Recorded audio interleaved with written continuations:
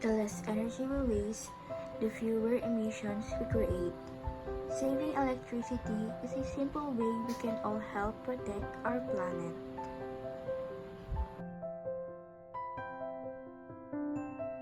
Cleaning is important to keep our homes and surroundings healthy and safe.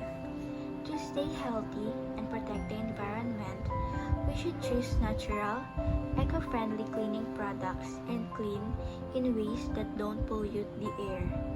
This helps keep both our homes and the planet clean.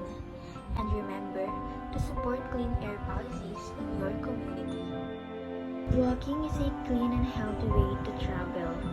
Cars burn fuel and release harmful gases that pollute the air and cause climate change. Walking produces no pollution, keeps the air, and is good for our health. By walking instead of driving short distances, we help protect the environment and stay fit.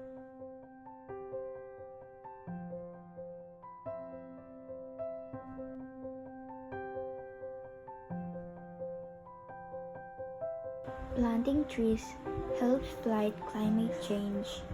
Trees absorb carbon dioxide, the main gas causing global warming. They also clean the air, cool the earth, and provide homes for animals. By planting more trees, we can reduce pollution and make the planet healthier for everyone.